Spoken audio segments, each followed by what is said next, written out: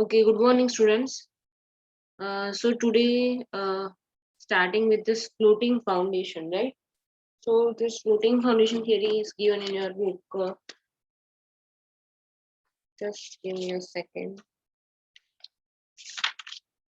Okay, so it's in page number 122, right? So floating foundation of a building is defined as a foundation in which the weight of the weight of the building is approximately equal to the full weight of soil and water removed from the site of the building. So the principle of floating foundation may be explained with a reference to this figure 2.17, right? So it shows the horizontal ground surface with a horizontal water table at a depth dw below the ground surface, right? And in figure B shows an excavation made in the ground to a depth where the depth which is greater than dw, right? And last figure C shows the structure built in an excavation and completely filling it, right? If the weight of the building is equal to the weight of the soil and water removed from the excavation, then it is evident that the total vertical pressure in the soil below the depth D in figure C and same as the figure A before the excavation, right? So water level has not changed, the neutral pressure and the effective pressure are therefore unchanged. So settlements are caused by increasing effective vertical pressure, right? So net pressure on the foundation small q is equal to q by a minus gamma into df. And if zero net pressure below the mat, then take q is equal to 0. It means that gamma df is equal to q by a, and that's why df equation is equal to q divided by a into gamma, where df is equal to depth of fully compensated foundation. Cases may arise where we cannot have a fully floating foundation, right? So that the foundation of these types are sometimes called partially compensated foundation. While dealing with the floating foundation, we have to consider the two types of soil, soil type 1 and the soil type 2, right? So in the first soil type, the foundation soils are of such a strength that shear failure of soil will not occur under the building load. But the settlements and particularly differential settlements will be too large and will constitute failure of the structure. Now, floating foundation is used to reduce the settlements to an acceptable value. Now, talking about soil type 2, the shear strength of the foundation of soils is so low that the rupture of soil would occur if the building were to be founded at a ground level. So, in the absence of a strong layer at a reasonable depth, the building can only be built on floating foundation, which reduces the shear stresses to an acceptable value. So solving this problem solves the settlement problem. So in this both cases, rigid raft or box type foundation is required for the floating foundation, as you can see in this figure 2.18, right? Next is our contact pressure.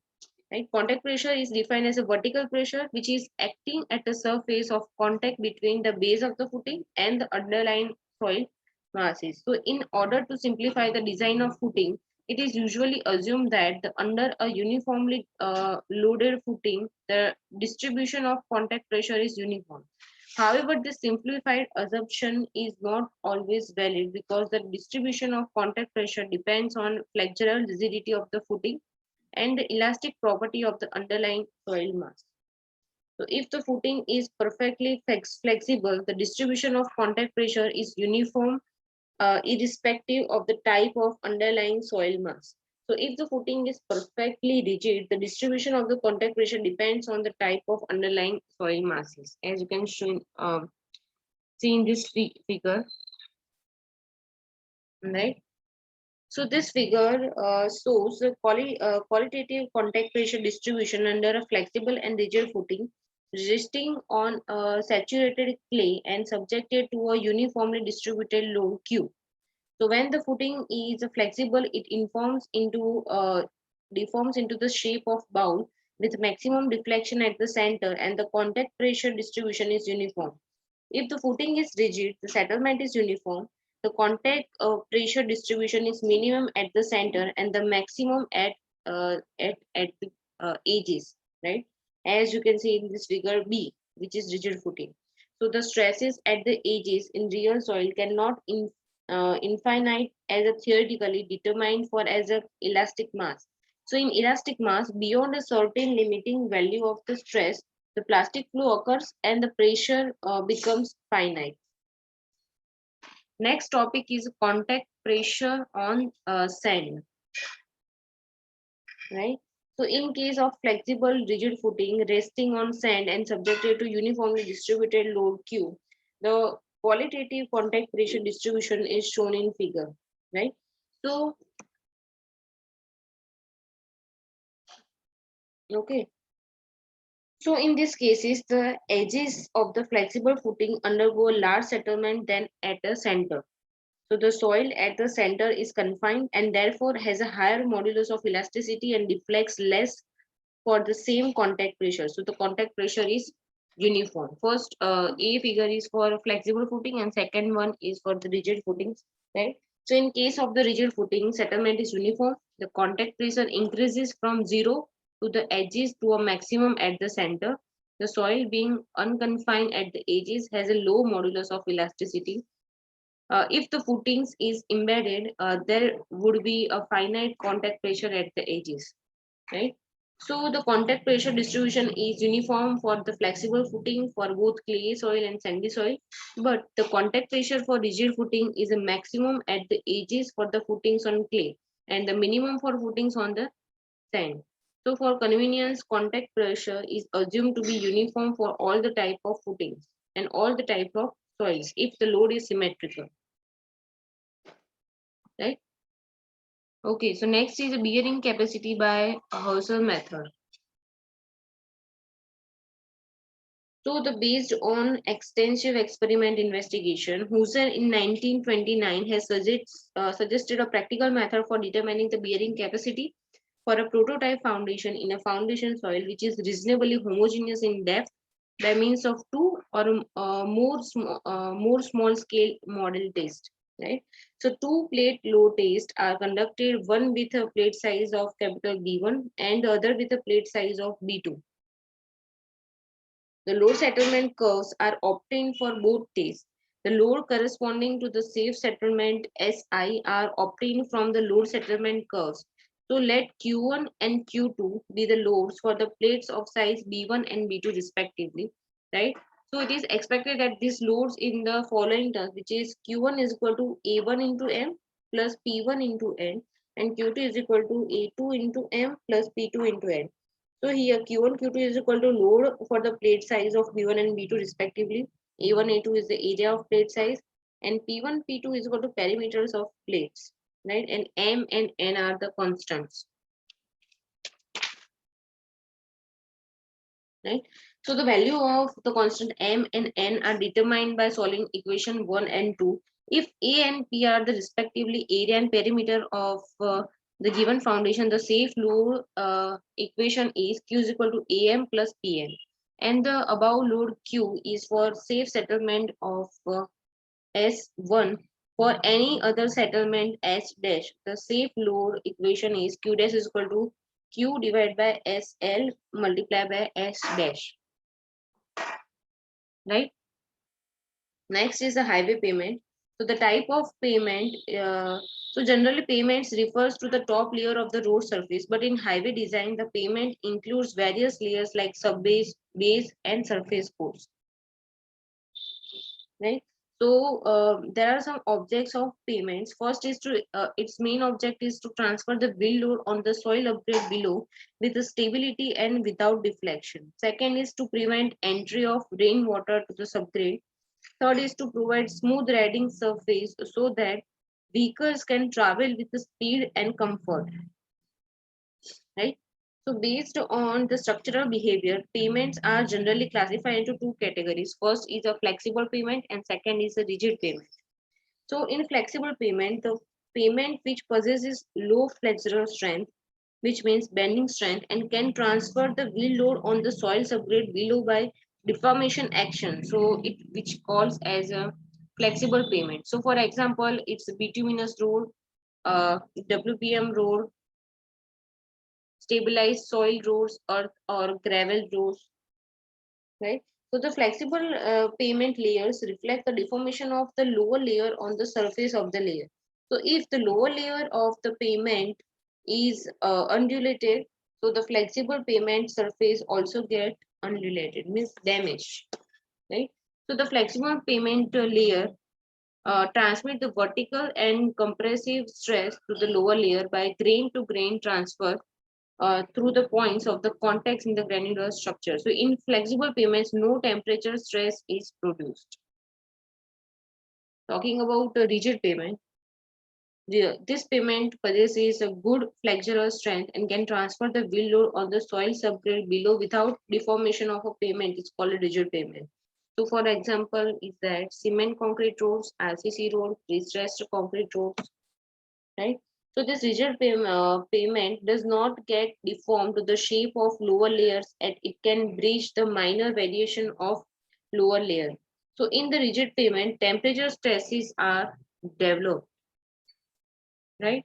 So in the end, we are compared these two types of payment, which is flexible and rigid payment. So the first difference is the flexible payment transfer the wheel load on the soil subgrade below by the deformation action, deformable action, right? While in a rigid payment does not deform due to wheel load and transfer the wheel load due to rigidity. Flexible payment has a low flexural strength, while rigid has a good flexural strength. Uh, Flexible pavement examples are bituminous road, WPM roads, and stabilized soil roads, while in rigid pavement, cement, concrete road, and RCC road. The flexible pavements layer reflect the deformation of lower layers onto the surface of the layer, while in the rigid pavement does not get deformed to the shape of the lower layer as it can bridge the minor variation of lower layer. In flexible pavement, no temperature stresses are produced. In a rigid pavement, temperature stresses are produced. In flexible pavement, due to excessive wheel load, there may be local depressions on the surface, and in rigid pavement, due to excessive wheel load, there may be cracks and ruptures of the pavement. Right. Next is what are the factors affecting the selection of pavement? Right. So first one is a type and intensity of traffic, availability of fund for the construction and maintenance of highway, subgrade soil and drainage conditions, availability of construction materials, availability of equipment, skilled and unskilled laborers, atmospheric conditions like amount of rainfall, snowfall, etc. Time available for the completion of the project and level of the area above mean sea level, right? So, what are the functions of payment components, right? So it functions of main components. First is a subgrade, next is a subbase, next is a base course, and at the end is a wearing course or surface course. So first talking about subgrade. So soil subgrade is a layer of a natural soil prepared to receive layers of pavement materials placed over it. So the loads on the pavements are ultimately received by the soil subgrade for the dispersion to the soil to the earth mass. So it is essential that at no time the soil subgrade is overstressed. The pressure on the subgrade should not exceed its elastic limit. So it is desirable that at least top 50 centimeter layer of the subgrade soil is well compacted under controlled conditions of the optimum moisture content and maximum dry density. So sometimes to increase the strength of subgrade sand or gravel is added to it and soil stabilization is carried out. So the common strength test for the evaluations of a soil subgrade are CBR test, California resistance value test, triaxial compression test, and plate bearing test. So the function of the subgrade is to transfer the loads from the upper layers of the pavement to the lower earth mass without any deformation. Next is a subbase. So the layer of broken stones, sand, gravel, muram, etc. about 30 centimeter thickness is laid over the compacted subgrade, and this layer is called subbase. So sometimes the layer of stabilized soil or the selected granular soil is also used. So the boulders, stones, or breaks are also used as a subbase course. So the function of subbase courses are to increase the bearing capacity of subgrade, to improve the drainage properly of the subgrade by arresting the capillary water, to prevent the subgrade soil penetrating into the base course, to prevent the subgrade against the frost action. Right. Next is a base course. So the layer immediately below the wearing course of a pavement is called base course, right? So the base course consists of local soft aggregate stabilized soils, WBN, bricks, slags, etc. So its thickness varies from 7.5 centimeter to 10 centimeter. The width of base course is normally kept 30 centimeter more than the width of the bearing course on each side. So the requirement of base course are it should have sufficient thickness so that the wheel load can be properly distributed to the sub-base and the subgrade. So it should have sufficient structural stability to resist vertical pressure, have a sufficient density to resist consolidation process, and have sufficient resistance to the weathering actions. Functions of base courses are in flexible pavements to distribute the load coming from the upper layer to the sub-base and subgrade, to increase the bearing capacity of the pavement, to prevent mud pumping in case of rigid pavement, to protect the subgrade from the frost action, and to provide level surface for wearing course. Right. Next is wearing course or surface course, right? So the uppermost layer of the pavement is called wearing course. So it should be impermeable. It consists of low cost surface, bituminous surface, or cement concrete surface. So the functions is to give the smooth riding surface, to prevent the entry of water into the lower layers by providing impermeable layer,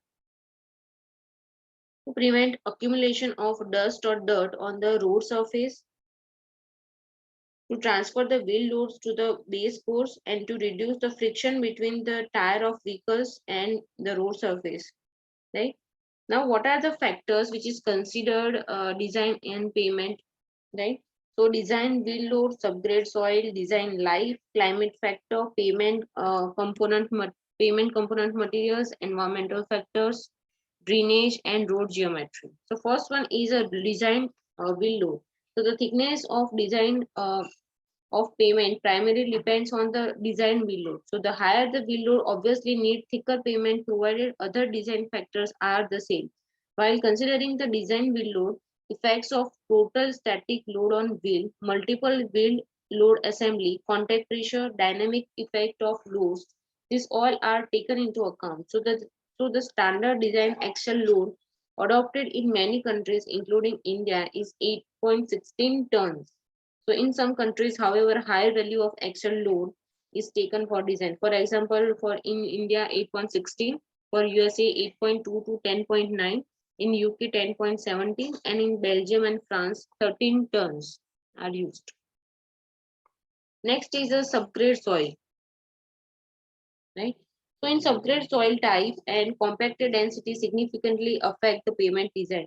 So the subgrade with lower stability requires thicker pavement to protect it from the traffic loads. So the stress strain behavior of the soil under static and repeated loads have also significance. Design life mainly refers to the period of time for which initially designed pavement structure will last before in any rehabilitation is needed. So it is to be noted that the design life can be dependent to a very large extent on the type and level of maintenance provided over the design. So the analysis period is the number of years that any design strategy covers. The analysis period for different roads as per code are for high volume urban road, it's between 30 to 50 years. For high volume rural roads, it's between 20 to 50 years. Low volume paved road, it's between 15 to 25 years. And for the low volume aggregate surface, it's between 10 to 20 years. Talking about the climate factors. So rainfall affects the moisture conditions in the subgrade and the pavement layer. So the variation of temperature can cause stresses in the pavement. When freezing temperatures are prevalent during the winter, the possibility of the frost action in the subgrade and its damaging effect should be considered at the design criteria, right? So the payment component material, the stress distribution characteristics of the payment component layers mainly depends on the characteristics of the material used. So if the payment is composed of the material of poor quality, its life will be much less and it will require substantial maintenance. On the other hand, if the payment materials are of good quality, the capable of withstanding the weathering effect, the life of the payment will be increased. Talking about the environmental factors such as the height of embankment and its foundation detail, depth of cutting, depth of subsurface water table, etc., affect the performance of the pavement. Right? Drainage. So surface and subsurface drainage of pavement from adjoining land also affect the subgrade strength significantly. So drainage coefficient for use, these pavement design methods are selected on the basis of quality of the drainage as under. So for excellent quality, water removed within 2 hours. For good quality of drainage, water removed within 1 day. For fair, it removed within 1 week. For poor quality, it water removed within 1 month. And very poor quality of drainage, water will not drain. Next is a road geometry. So geometry of pavement such as width, depth, gradient chamber has a direct effect on its design. So horizontal curves, vertical curves, super elevation, etc. also affect the pavement design. So these all are the factors which is considered while we are designing the pavement. Right?